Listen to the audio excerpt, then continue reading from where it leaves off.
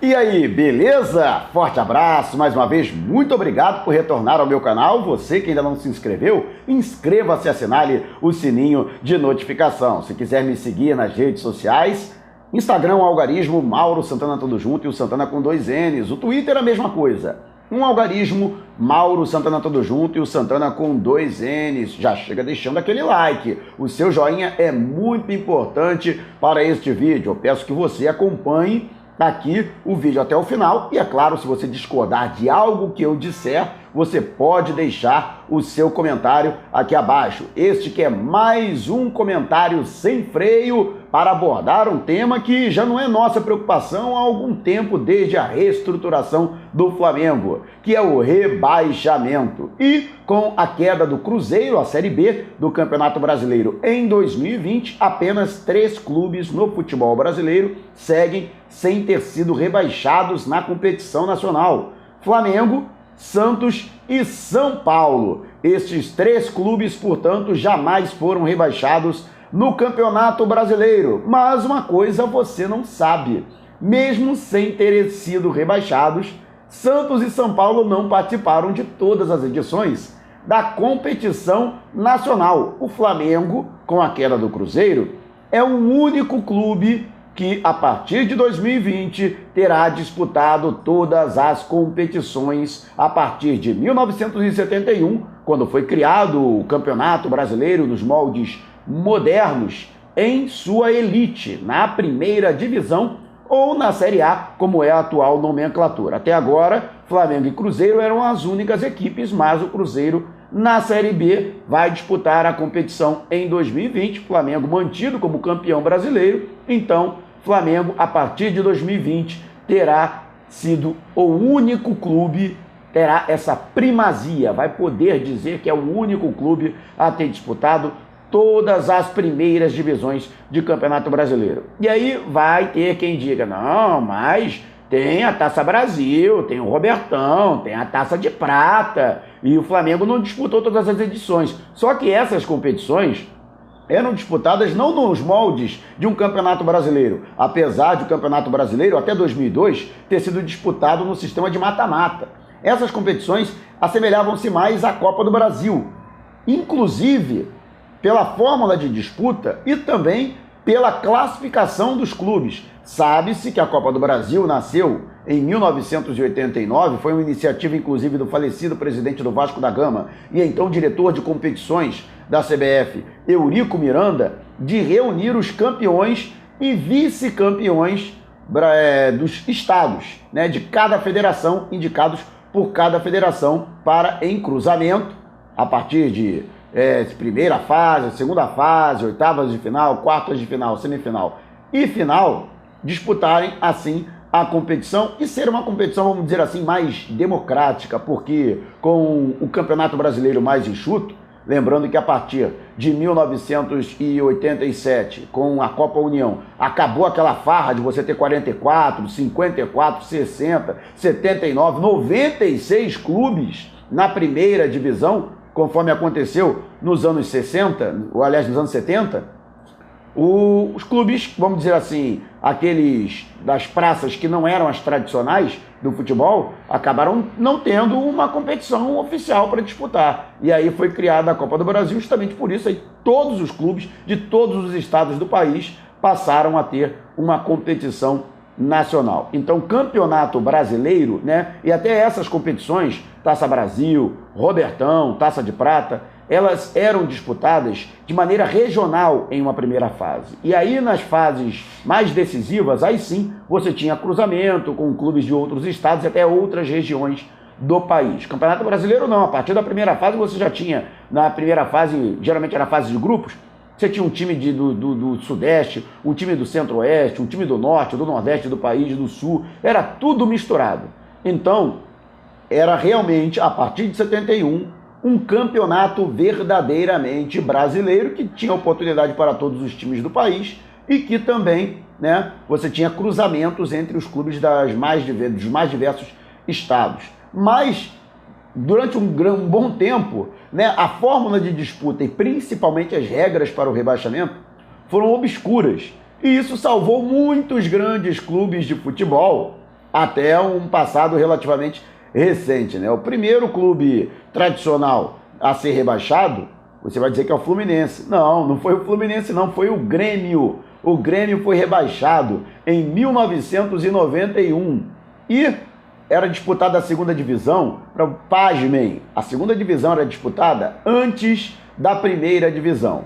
E se um clube conseguisse o acesso na segunda divisão, ele subia no mesmo ano, principalmente se fosse grande. É verdade, isso acontecia. Só que o Grêmio foi incompetente. O Grêmio disputou a segunda divisão e não conseguiu subir. O Flamengo foi campeão em 1992. Você vai lá busca as 20 equipes que disputaram o Campeonato Brasileiro de 92. O Grêmio não está lá. O Grêmio não participou porque o Grêmio não conseguiu subir. Por isso, em 1993, a CBF inchou o campeonato. Pulou de 20 para 32 clubes para disputarem, porque o Grêmio tinha terminado como 12º colocado na segunda divisão. Então subiram 12 clubes, e não apenas os 2 que estavam previstos, e o Grêmio entrou nessa brincadeira, né? Então aconteceu necessariamente dessa forma. E aí só em 1996 o Fluminense foi rebaixado. Mas é um rebaixamento que não aconteceu, né? Porque teve a virada de mesa com o caso Ivens Mendes, que denunciou um escândalo de manipulação de resultados que até agora não foi investigado. Transitou em julgado. E aí teve aquela cena lamentável do presidente do Fluminense, Álvaro Barcelos, estourando champanhe com a permanência de Fluminense e Bragantino na Série A. Não deu nada. Não adiantou miséria nenhuma. O Fluminense foi rebaixado de novo. Em 1997, aí teve que disputar a Série B do Campeonato Brasileiro, da qual também foi rebaixado em 1998. Mas apenas para explicar para vocês, né, essa questão envolvendo Campeonato Brasileiro, como aconteciam as fórmulas em disputa. Nos anos 80, o Campeonato Brasileiro era chamado de Copa de Ouro, ou Taça de Ouro, né? Isso até 1986.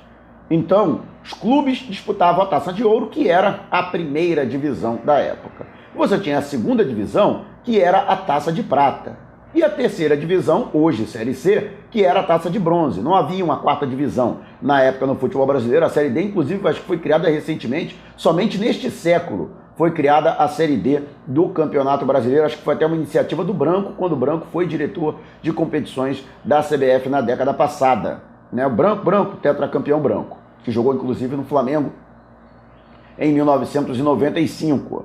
Então, nos anos 80, você tinha Taça de Ouro, Taça de Prata e Taça de Bronze. E a fórmula de disputa e o regulamento para a classificação das equipes não era uma boa participação no ano anterior e não ter sido rebaixado. Na verdade, você nem tinha rebaixamento nessa época. Acontecia que a classificação dos clubes para disputar a Taça de Ouro, ou a Taça de Prata, ou a Taça de Bronze, ocorria de acordo com a sua classificação nos respectivos estaduais do ano anterior. Era isso mesmo.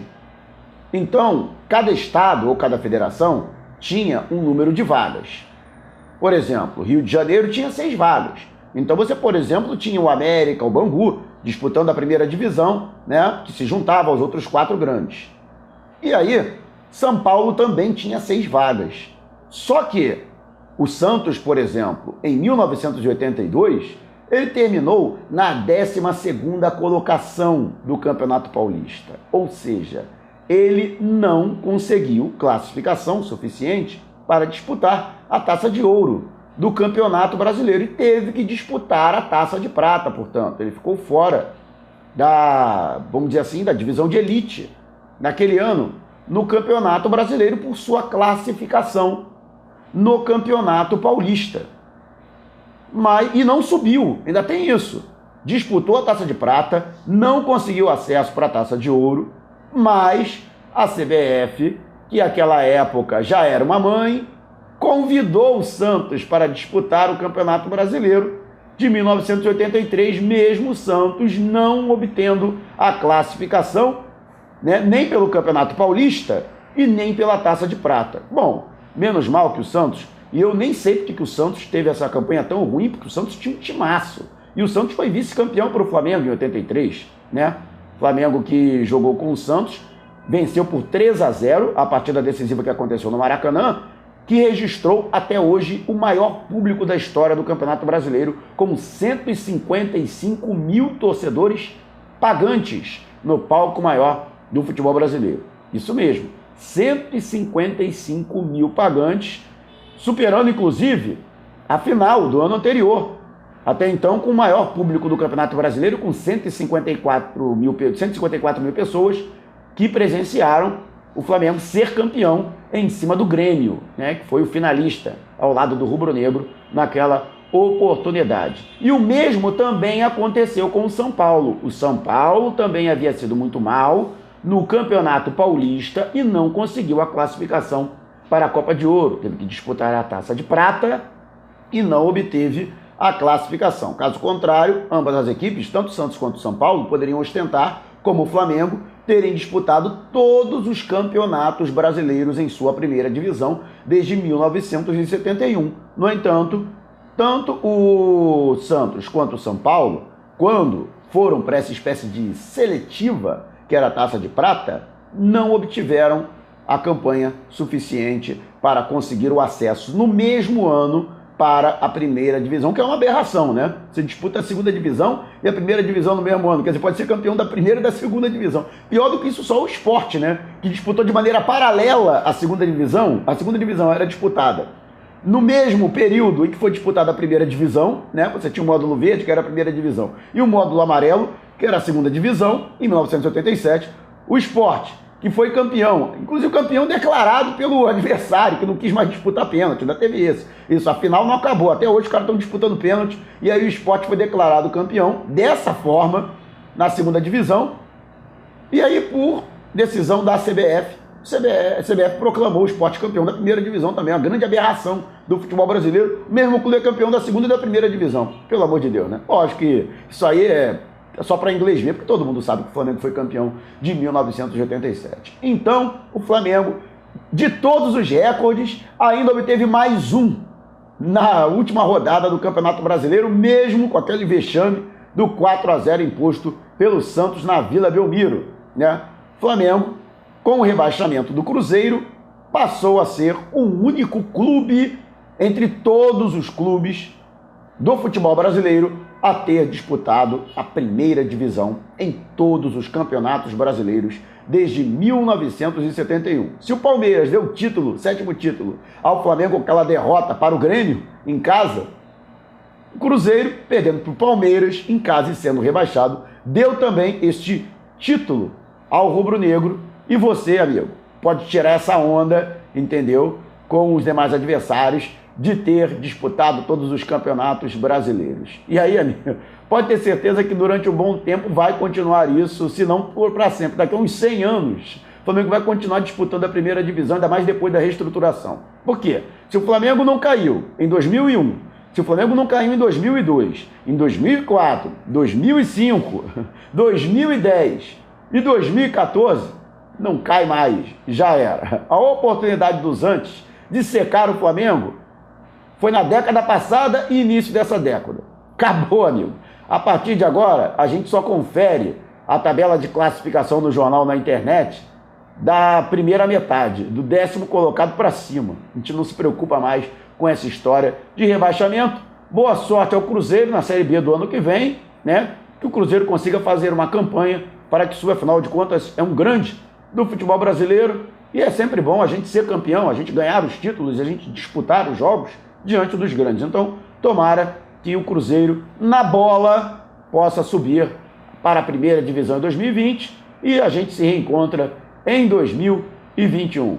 Beleza, galera? Muito obrigado por ter acompanhado meu vídeo até agora. Peço que você não saia sem antes deixar o seu like. Seu joinha é muito importante aqui para este vídeo. Se você não se inscreveu, inscreva-se e assinale o sininho de notificação. Querendo me seguir nas redes sociais, um algarismo, Mauro Santana tudo junto, e o Santana com 2 N's no Instagram. Twitter a mesma coisa, um algarismo, Mauro Santana tudo junto, e o Santana com 2 N's, beleza? Eu fico por aqui, mas olha só, tem muita coisa para você observar aqui no meu canal. Olha, você tem, além do comentário sem freio, tem tudo sobre o Flamengo, você tem as crônicas que eu já compus em homenagem ao Rubro Negro. Ó, tem crônica aí, hein? Sobre a campanha do Flamengo, sobre o ano inesquecível de 2019. Até o fim do ano vou produzir essa crônica para vocês, fiquem ligados.